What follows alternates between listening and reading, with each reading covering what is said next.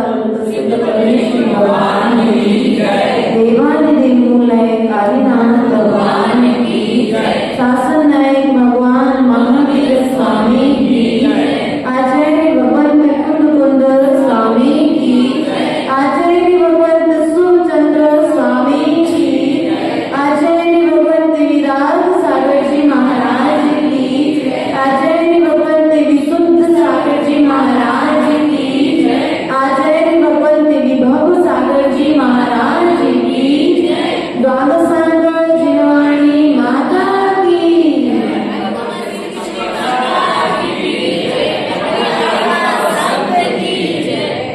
प्रिय बंधु, समय अपनी गति से बढ़ता चला जा रहा था। भगवान महावीर स्वामी के संरक्षण में जहां राजा सैनिक ने अपने व्रत नियम संयम ना ले पाने का कारण पूछा, वहीं पर विराजमान अभय कुमार ने भी प्रभु से अपने पूर्व जन्म का वृतांत पूछा था। पूर्व जन्म की कथा कहते हुए गौतम गणधर स्वामी ने कहा कि हे अभय कुमार, यदि तुम अपने पूर्व भव की कथा को जानना चाहता है तो सुन, मैं तुम्हें बतलाता हूं। प्रभु ने कहा कि इसी भरत क्षेत्र में एक वेदांत डाग नाम का नगर है। उस नगर में एक रुद्रदत्त नाम का ब्राह्मण निवास करता था और वह ब्राह्मण किसी दिन तीर्थ की यात्रा करने हेतु अपने नगर से निकला और चलते चलते एक दिन उज्जैनी नगरी पहुंच गया। जैसे ही वह उज्जैनी नगरी पहुंचा, रात्रि का समय था, उसने उस उज्जैनी नगरी में अभयदास नाम का सेठ और जिनमती नाम की सेठानी निवास करती थी। वह अपने उदर की पूर्ति हेतु उसने जिनमती नाम की सेठानी से सूर्य अस्त के पश्चात भोजन की याचना की। तो जिनमती सेठानी ने उसे मना कर दिया कि हमारे यहाँ पर रात्रि में भोजन नहीं होता, ना हम रात में भोजन बनाते हैं और ना ही रात में भोजन खिलाते हैं। उस जिनमती ने उस रुद्रदत्त ब्राह्मण के लिए रात्रि भोजन के त्याग की महिमा को बतलाया, रात्रि भोजन करने का पाप का फल बतलाया। और जब उसने यह बात जानी तो उस रुद्रदत्त ब्राह्मण ने वहां पर रात्रि मुक्काम करने के पश्चात में प्रातःकालीन बेला में उस जिनमती से भिक्षा ली और रात्रि भोजन करने का त्याग कर दिया और आगे बढ़े। जैसे ही मैं आगे तीर्थ की वंदना के लिए गया, उसने एक बड़ा भारी सा एक वृक्ष देखा और वृक्ष के यत्र तत्र रखे कुछ पाषाण देखे और उन पाषाणों को देख करके वह उस वृक्ष की परिक्रमा करने लगा। जब वह उज्जैनी नगरी से अन्य नगर की ओर बढ़ रहा था, तब इसके साथ में एक बड़े अर्थात एक व्यापारी जैन श्रावक इसके साथ में यात्रा हेतु चल दिया। जैसे ही वह उस वृक्ष की पूजा करने लगा, तो उस बड़े ने उस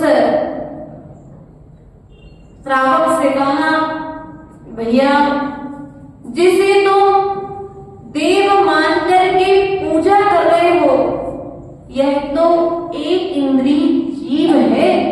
क्या है? एक इंद्रिय जीव है। जैसे तुम्हारे लिए रहने के लिए मकान, घास की झोपड़ियां, खप्पर के घर बनाए गए हैं, उसी तरह यह वृक्ष पक्षियों के रहने के स्थान है। इनमें कोई भगवान का निवास सो सिद्ध शिला में है। सिद्ध लोक में हमारे भगवान विराजमान है। उसने उस लोक मूर्ता का ही त्याग कर दिया और ये बड़े और ब्राह्मण रुद्रदत्त दोनों धीरे धीरे तीर्थ यात्रा हेतु आगे बढ़ते चले जा रहे हैं और रास्ते में आगे बढ़ते ही उसे एक बहुत बड़ी गंगा नदी दिखाई दी।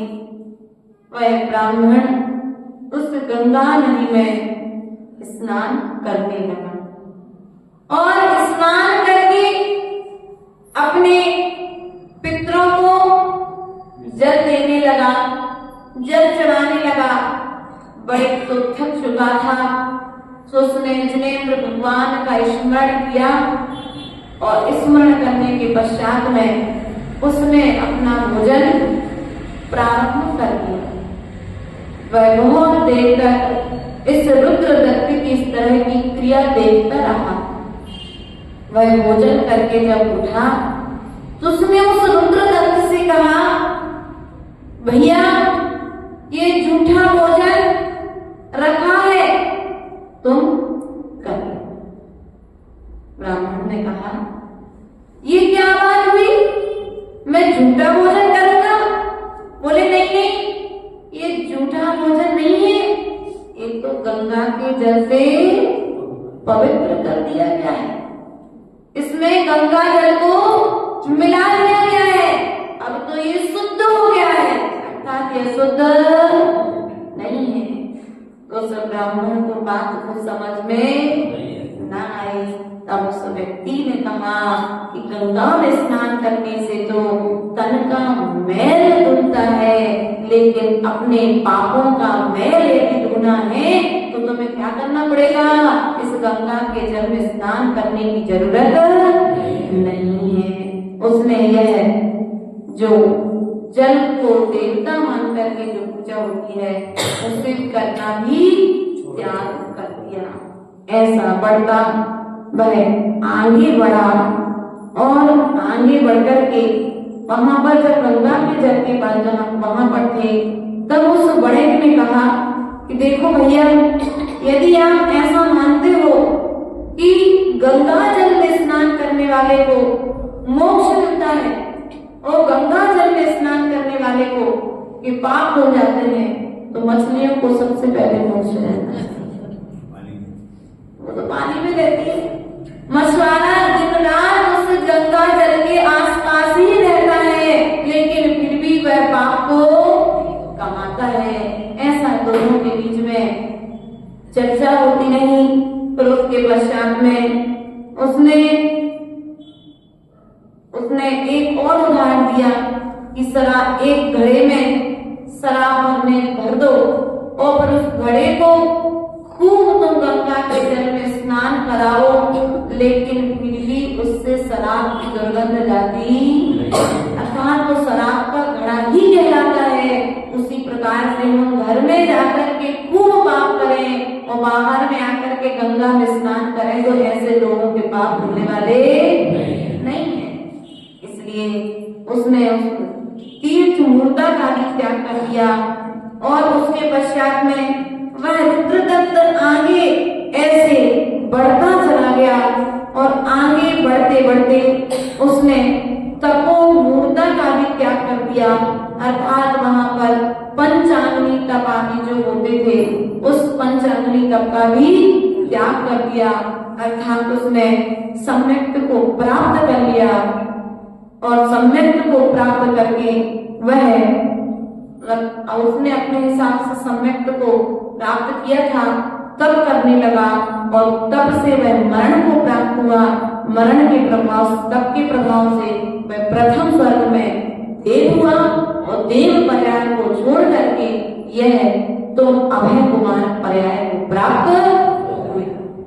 ऐसा उसने अपना वर्णन सुना।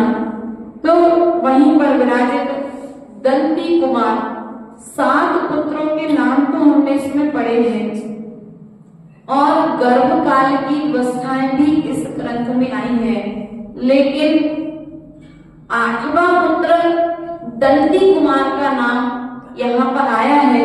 या तो शास्त्रों के मतभेद के अनुसार किसी 7 में से किसी दूसरे पुत्र का नाम होगा या फिर दंती कुमार 8वां पुत्र होगा। तो दंती कुमार भी वहीं पर विराजमान था। तो दंती कुमार ने भी वहां पर प्रभु से प्रश्न किया कि भगवान, मुझे इस राज्य में जन्म मिला, मुझे देव शास्त्र गुरु की शरण मिली, इसका कारण क्या है? तो दंती कुमार के प्रश्न को सुनकर के गणधर प्रभु ने उस दंती कुमार के पूर्व भाव का वृतांत कहना प्रारंभ कर दिया। भगवान ने कहा कि किसी दारू नाम का वन था। वन का नाम क्या था? दारू नाम के वन में तू निवास करता था और उस वन का तू रक्षक देव था। क्या था? कौन था? दंती कुमार। कौन था? दंती कुमार पूर्व के भाव में दारू नाम के वन का रक्षक देव था और वह उसी वन में एक दिन उसने अनायास ही आग लगा दी, लेकिन उस पर देख नहीं पाया। उसी वन में एक सुधर्म नाम के मुनिराज तप कर रहे थे। जैसे ही आग की लपटें मुनिराज के तल तक पहुंची और ऐसे पहुंची कि उन आग की लपटों में मुनिराज का समाधि मरण हो गया। जब वह आग शांत हुई और शांत होने के पश्चात उसने देखा आग की लपटों में मुनिराज का तन भी जला हुआ पड़ा हुआ। वह बहुत दुख करने लगा, पश्चाताप करने लगा। यहाँ पर मुनिराज का मरण हुआ। सो मुनिराज तो समाधि मरण समता के साथ में मरण किया था, सो वे तो स्वर्ग चले गए। और ये दंती कुमार यहाँ से जो देव पर्याय में था, अर्थात जो वन का रक्षक देवता था, वह देव बन करके उसी वन में हाथी हो गया। क्या हो गया? देव से हाथी हो गया। और मुनिराज कहाँ पर चले गए? स्वर्ग चले गए। एक दिन वह देव नंदीश्वर आदि की वंदना करने के लिए अपने स्वर्ग से अष्टानिका पर में निकला और जब उसने इस वन की शोभा देखी तो वह उसी वन में वह देव साधना करने के लिए खड़ा हो गया। और जब वह देव साधना करने के लिए वहां पर रुक गया तो उस हाथी ने उस देव को जब साधना करते हुए देखा तो उसे जाति स्मरण हो गया। और जैसे ही उसे जाति स्मरण हुआ तो वह विलाप करने लगा कि मैंने पूर्व जन्म में जंगल में उस वन में आग लगाई थी, इसके प्रभाव से मैं वर्तमान में हाथी हो गया हूँ। और ये जो मुनिराज थे वे देव बन गए हैं। इस पश्चाताप करते हुए हाथी को देख करके उस देव ने संबोधन दिया और संबोधन देने के पश्चात में हाथी ने समाधि मरण पूर्वक मरण किया और मरण करने के पश्चात में वह हाथी व्रत के प्रभाव से क्या हुआ, मरकर के चेतना रानी के गर्भ में आकर के दंती कुमार नाम का पुत्र हुआ है। ऐसा वहां पर प्रभु ने बतलाया। राजा भी श्रेणी नाना राजाओं पर विजय प्राप्त करते हुए महामंडलेश्वर पद को प्राप्त हुए। उसके पश्चात में यहाँ पर एक प्रकरण और आता है कि जो चलाकी पुत्र था, जब जैसे ही श्रेणी कुमार का राजगृह में प्रवेश हुआ तो चलाकी कुमार डर के कारण कहीं किले में जाकर के छुप गया था। पढ़ा सुना बनने। अब कब तक छुपा रहेगा, तो एक दिन वह वहां से निकल करके छोटे छोटे गांव में जाकर के वहां के लोगों को सताने लगा, मारने लगा, उनसे वसूली करने लगा। उस चलाकी कुमार के मित्र ने एक दिन उसके मामा से उसकी पुत्री सुभद्रा के विवाह की बात करी कि सुभद्रा का विवाह चलाकी के साथ में कर दिया जाए। लेकिन उसके मामा ने चलाकी के आचरण को ध्यान में रखते हुए अपनी पुत्री सुभद्रा के विवाह के लिए इनकार कर दिया। और जैसे ही चलाकी को मालूम पड़ा कि मैं राजा का पुत्र और मुझे इसने अपनी पुत्री देने से मना कर दिया है, उसने उस सुभद्रा का अपहरण कर लिया और अपने घोड़े पर बैठा करके उसे लेकर के जब भाग रहा था, तब सैनिक ने यह दृश्य देख लिया। सैनिक उसके पीछे पीछे भागा और जैसे ही सैनिक को उसने अपने पीछे आते देखा, उसे लगा कि मैं अपनी रक्षा नहीं कर पाऊंगा। उसने अपनी कटार से उस सुभद्रा की गर्दन काट दी और उसे धरती पर फेंक दिया। सैनिक कुमार पकड़ नहीं पाया। सुभद्रा मरण को प्राप्त हो गई और मरण के पश्चात यह यहाँ पर भागा। वह सुभद्रा स्वर्ग में जाकर के व्यंतर बन गई, व्यंतरी बनी। और यहाँ पर यह जो चलाकी था, चलाकी पुत्र भागते भागते उसी वन में एक मुनिराज विराजमान थे। उन मुनिराज के पास जाकर के इस चलाकी ने उन मुनिराज से जैनेश्वरी दीक्षा लेने का निवेदन कर लिया। जैसे ही इस चलाकी ने मुनिराज से दीक्षा हेतु निवेदन किया, तो उन मुनिराज ने आचार्य परमेश्वरी ने कहा, तुम्हारी आयु मात्र 8 वर्ष 8 दिन, कितने दिन? 8 दिन शेष है। तो उसने निर्विकल्प रूप से गुरु से जैनेश्वरी दीक्षा लेकर के धुरंधर तप करने लगा। और एक दिन वह व्यंतरी जब आकाश मार्ग में विचरण कर रही थी, तब उसने उस चलाकी को मुनि भेष में देखा। उसने अवधि ज्ञान से जान लिया, यह वही चलाकी है जिसने मुझे दुख दिया था। उसने चील का भेष बनाया और चील का भेष बना करके उसने उस चलाकी मुनिराज की दोनों आंखों को नोच दिया। कहा? कर्म का उदय मुनिराज बनने के पश्चात उदय में आया। उसने उसकी दोनों आंखें नोच ली और दूसरा रूप उसने मधुमक्खियों के भेष में आकर के उसके पूरे शरीर में डंकों का छेदन कर दिया। और ऐसा करके वह मरण को प्राप्त हो गया और मरण को प्राप्त करके चलाकी पुत्र कहाँ पर चला गया? सर्वार्थ सिद्धि में जाकर के देव हो गया। कहाँ पर गया चलाकी पुत्र? सर्वार्थ सिद्धि में जाकर के देव हो गया। मात्र 12 योजन नीचे सिद्ध सलासन। कितने योजन नीचे है? मात्र ध्वज दंड से 12 योजन नीचे है। प्रिय बंधुओं, देखना, ध्यान रखना चाहिए। अंत भला सो सब भला। कहाँ तो चलाकी पुत्र कितने कितने पुरुषार्थ किए उसने, कैसे कैसे पाप किए और अंत समय में उसने अपना सब कुछ संभाल लिया है। हमें इन कहानियों से यही शिक्षा मिलती है कि जब एक हाथी समाधि पूर्वक मरण करके एक राजा का पुत्र हो सकता है, तो क्या जब वह राजपद को प्राप्त हो सकता है, राजकुमार हो सकता है, तो क्या हम मनुष्य होकर के जिनराज नहीं बन सकते? हमारे अंदर में भी भगवान बनने की शक्ति है। वह अभय कुमार जो पूर्व में ब्राह्मण था, वह ब्राह्मण से मिथ्यात्व को त्याग करके सम्यक्त को ग्रहण करके जब वह जिनराज बन सकता है, तो क्या हम मनुष्य जिनराज नहीं बन सकते हैं?